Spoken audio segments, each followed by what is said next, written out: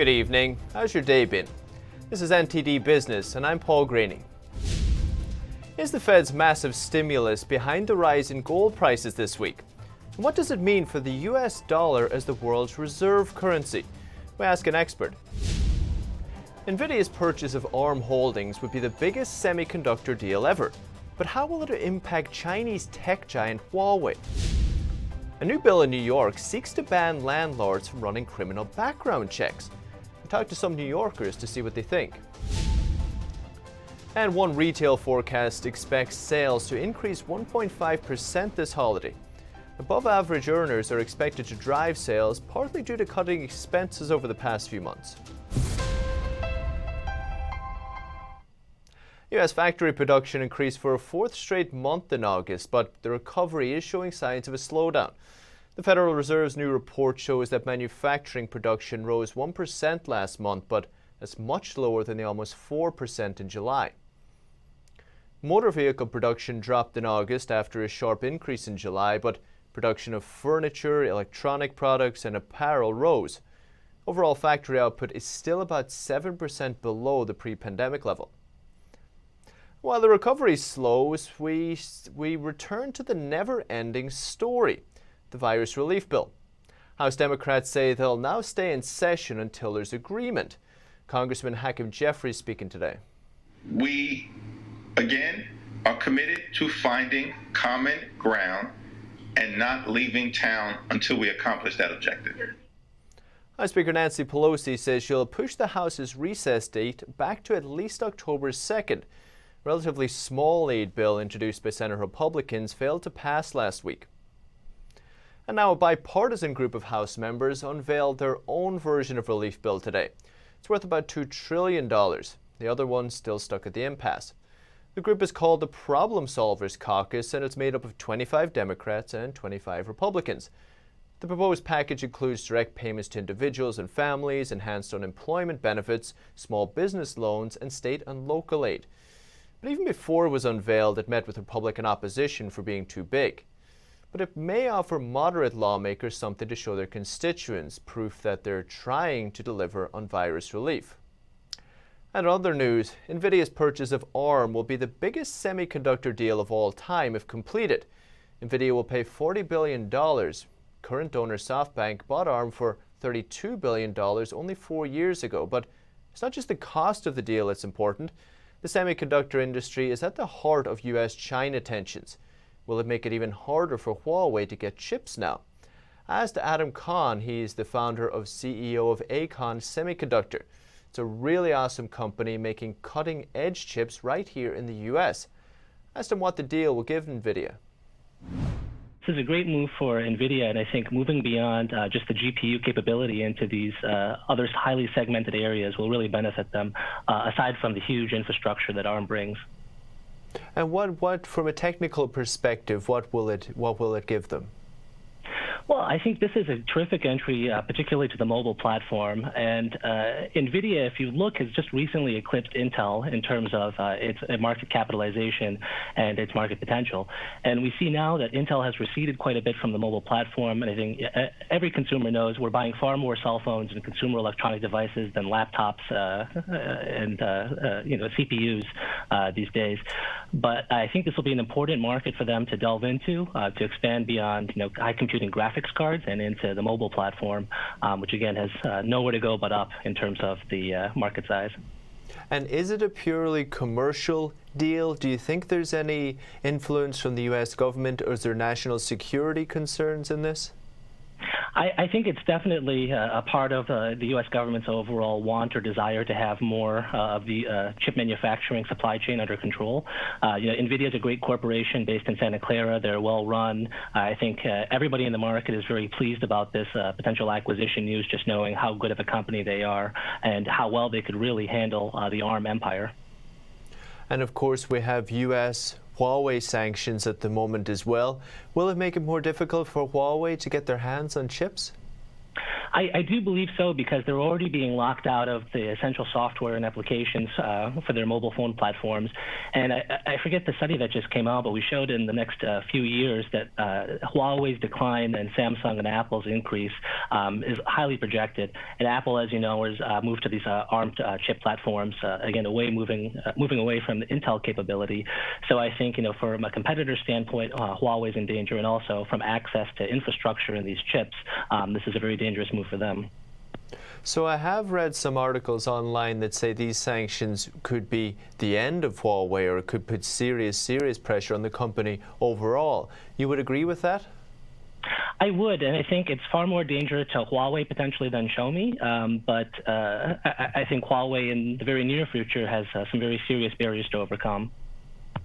And I suppose the reason you mentioned Xiaomi, the other Chinese brand, and the reason it's more pressure on Huawei, Xiaomi doesn't have these reputation of kind of spying or large 5G networks, stuff like this, but could the US potentially expand these sanctions across all Chinese companies, do you think? It's definitely a possibility, and I think all of these Chinese organizations for sure are, I think, taking more serious efforts to make sure they're not crossing these sort of lines, or perhaps moving away from the CCP's intentions and desire to be very intertwined.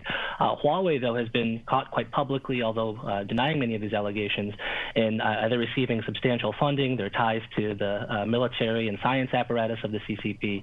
So I think they're a very unique case above some of these other concerns. Very interesting. Adam, appreciate your time. Thanks so much. Thank you for having me. And unwelcome news for landlords both in the US and in the UK today. In New York, landlords may not be allowed to run criminal background checks on new tenants anymore. That's if a new proposal from the City Council gets put into law. It opens up a whole world of challenges for landlords. NTD's Phil Zoe reports. The New York City Council is proposing a new law that would stop landlords from looking into a prospective tenant's criminal records. Landlords are upset, saying this could allow drug dealers and criminals into their buildings. The bill's chief sponsor argued that tenants with criminal records should get an equal opportunity for housing. We spoke to New Yorkers to see how they felt about the new bill. You should keep the background checks, and the owners have a right on their property to decide who's going to live there. I understand why you would want to do a background check. You want to make sure that, the building or at least the general community would be safe. You don't want to bring in anything that might potentially, disrupt that. Another person said they would want to know as much as possible about a new tenant. I would certainly want to know, everything I could. I want to garner all the information I could about the proposed tenant. One New Yorker said the ban might actually promote discrimination instead of eliminating it. If everyone knows that nobody is being background checked, what's to stop someone from assuming that someone they live with, is possibly a criminal or makes them feel unsafe because they're black or some other minority, or because they look like someone who may have committed some crime or other. The proposed bill also seeks to expand the city's housing voucher program, which helps New Yorkers living in shelters or those at risk of eviction. Phil Zoe, NTD News, New York. And in the UK, the British government is planning to extend the eviction ban for commercial tenants. One official says the announcement could come as early as this week. UK government officials are looking into how to prevent restaurants and retailers from being evicted until the end of the year. The current ban on commercial evictions is due to run out at the end of September. Retail and hospitality leaders have warned after September many businesses may collapse. Business Association UK Hospitality says there could be what they call a bloodbath of restaurant failures. Burger King and other restaurants wrote to Prime Minister Boris Johnson over the weekend asking him to extend eviction bans for restaurants. Meanwhile, retailers in city centres are seeing an exodus of shoppers, most notably in London. Some retailers like New Look have demanded rent reductions with some success after reaching agreements with their landlords. But landlords say eviction bans could be hurting investors in the industry, and that some tenants who can afford to pay but don't are abusing the rule. Meanwhile, Labour leader Keir Starmer wants the government to replace the job retention programme with a more targeted system, specifically to help retail and aviation sectors along with those hit by lockdowns. The job retention programme is set to expire at the end of October. A consulting firm Deloitte expects holiday sales to increase this year. It says middle and upper class Americans will have more money to spend since they've been pretty much locked down all year. but physical stores are expected to lose out to online sales. Consultancy firm Deloitte has forecasted US holiday sales to increase up to 1.5% to as much as $1.15 trillion. The trend is expected to lean towards online shopping and away from brick and mortar. Online sales could rise by 25 to 35%. Deloitte's US retail and distribution leader said the overall sales will be slower than previous years, but a surprise increase in back-to-school spending and higher savings rates could signal a strong demand between Thanksgiving and Christmas. High and upper middle class earners are expected to drive retail sales from 2 to 3% because they haven't been spending as much on travel and other expenses during the pandemic. Lower income brackets are expected to stay flat up to just 1% as government spending dries up. Consumer spending accounts for more than 2/3 of US economic activity. Big box chains are expected to do better than independent ones as shoppers consolidate trips. Walmart, Target and Home Depot have seen sales surge through e-commerce, but analysts say their supply chains could come under immense stress during the holidays. Brick and mortar sales could fall as much as 3.4%. And FedEx is getting ready to cash in. It's preparing to hire 70,000 workers for the season. It expects to be busy over the holidays, and business has already been good for it this year, more people working from home. The company also announced that it will increase its shipping rates at the beginning of next year. And in markets today, stocks rose slightly as investors held hopes for the Federal Reserve's two-day meeting. Apple shares rose again and gave the indexes a boost, but then turned slightly lower after its product event. Citigroup dropped today, with regulators preparing to reprimand the lender for failing to improve its risk management systems. JP Morgan Chase also slipped. The Dow rose over 2 points, or 0.01%. S&P 500 gained nearly 18 points, or 0.52%. The Nasdaq added nearly 134 points, or 1.21%. And gold is on the rise again this week. Ask Daniel Lacaille if he puts it down to the central banks printing massive amounts of money. Daniel's the chief economist at the Chesses Hedge Fund.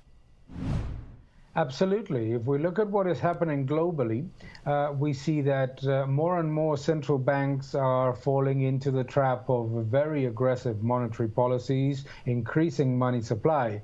And for a large proportion of citizens all over the world, the only way to preserve the value and the purchasing power of their savings and salaries is to purchase gold. That's why the gold price and also silver have been going up recently, and why they continue to be a good investment option for so many people. Additionally, it's interesting, but central banks themselves purchase more gold when they increase money supply, because they also need to diversify and increase their own reserves. So there's a double support on the gold price as monetary policy intensifies in its aggressiveness. On one side, citizens trying to escape from the risk of currency debasement, and central banks increasing their reserves. When we talk about this currency debasement, we see some people online talking about even the US dollar is at risk of not being the world's reserve currency. What are your thoughts on that? Well, I think that the death of the US dollar as the world reserve currency is a story that comes up frequently. But in reality, there's numerous reasons why the US dollar continues to be the world reserve currency. The first one being that there is no alternative. The euro has redenomination risk and its own important monetary and fiscal challenges. The yuan is barely used globally, and at the same time, the Chinese government implements massive capital controls, so you cannot have a world reserve currency with capital controls, and so there are no alternatives. And people tend to forget when they talk about the dollar and its obvious challenges and the Federal Reserve policy is that a currency remains a world reserve one based on the fact that investors globally see that there is security and that there is a level of support for transactions around the world in that currency. And that only happens, if you think about it truly, with the United States dollar. Also, people tend to forget that monetary policy is not a game of who wins, but who loses first, because central banks all try to devalue in a certain way their currencies, and central banks all try to reduce the level of exposure of their citizens to savings. And if we look at the position of the US dollar relative to other currencies globally, both in terms of worldwide utilization, in terms of its support, and in terms of legal and investor security, there is no contender. Daniel, really appreciate it. Thanks so much. Thank you very much. And still to come this evening, the World Trade Organization says the US violated trade rules with tariffs on China. But the US says the WTO isn't doing anything to stop the Chinese regime's harmful practices. And Customs and Border Protection seizes 500,000 fake masks from China. The shipment was on its way to a company in New Jersey. That and more after the break.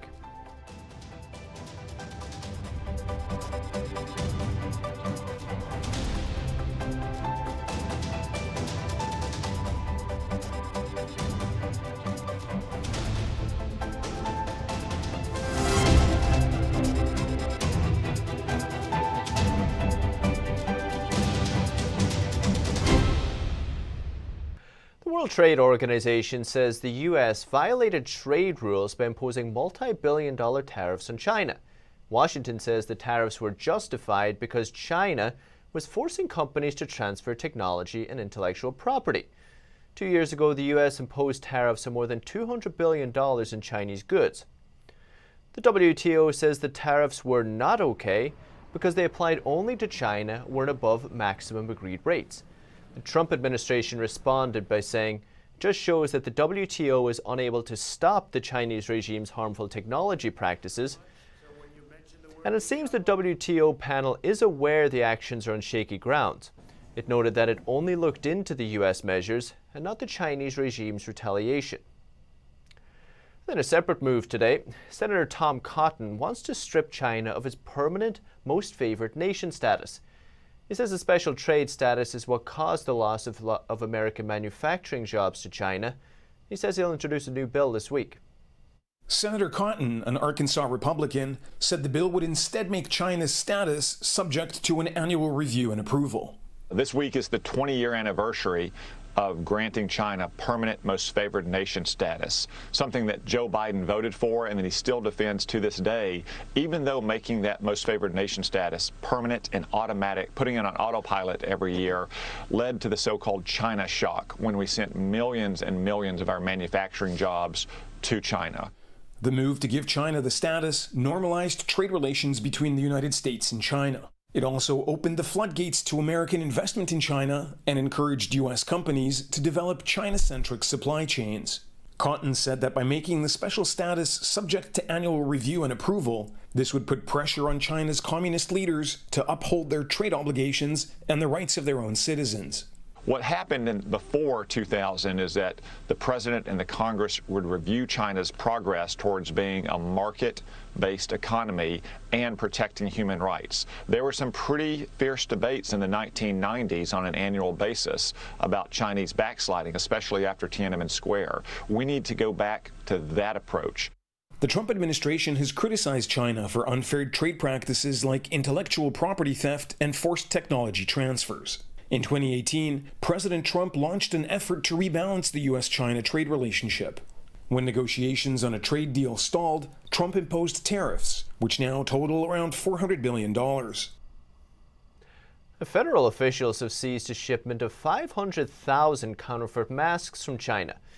Chicago Customs and Border Protection officers discovered the masks in a shipment bound for New Jersey.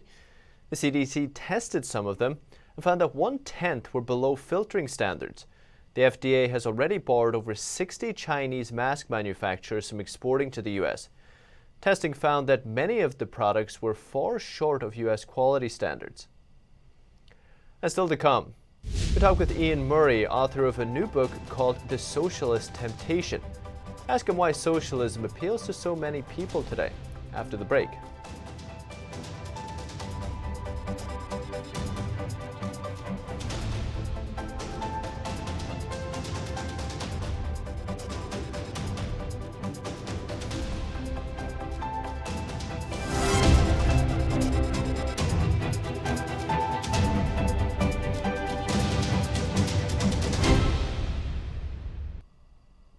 Author Iain Murray has a new book called The Socialist Temptation.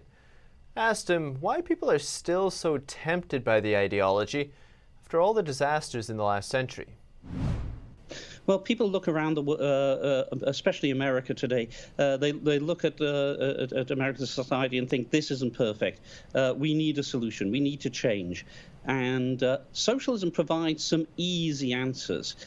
All you need to do is to have more democracy, more democratic control of things, and because you are the people, you are concerned about these things.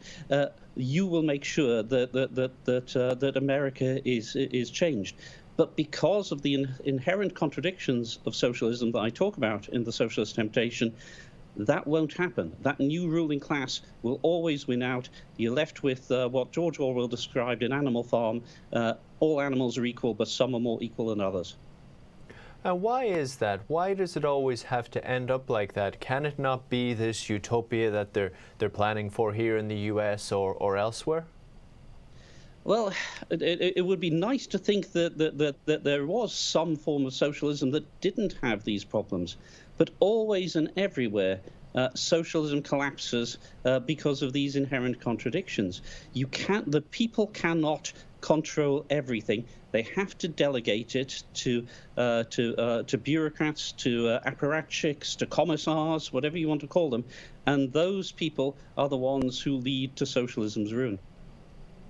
And we have lots of people, particularly young people I speak with, they say, well, it's not this type of socialism we're after, we just want something like Scandinavia. Well, what do you think?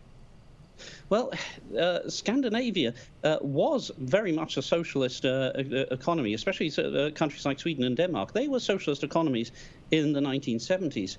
The people of Scandinavia realized in the 80s and 90s that socialism was killing their economy and leading to them falling down the league tables of national wealth. And so they reformed. They made Sweden, Denmark much more liberal, much more free market-oriented societies. In Sweden, they have school choice and social security is partly privatized. Socialists generally think of those as anathema. So there's a contradiction here between what they say and what is actually happening. And do we see, because of course, as you mentioned in your book, the tax rates, the income tax rate, I believe it's around 70% if you make over $70,000 in Sweden, which is just incredible. Are they seeing any of these problems that we associate with socialism, lack of incentive, lack of innovation, lack of entrepreneurship, or have they found a way around this? Well, what Sweden is it's not really a socialist state. It's a social democracy. So it has a very, very large welfare state, which needs a very high tax rate on the middle class in order to survive. They have found a way of paying for that large welfare state, but they need a vibrant capitalist free market state in order to provide for that. That's not what is on offer from socialism. Socialism wants to control and restrain that free market. And when you listen to democratic socialists in America talk, they don't admit that you need high taxes on the middle class in order to pay for it. So again, there's a contradiction between what they're saying and what the reality is.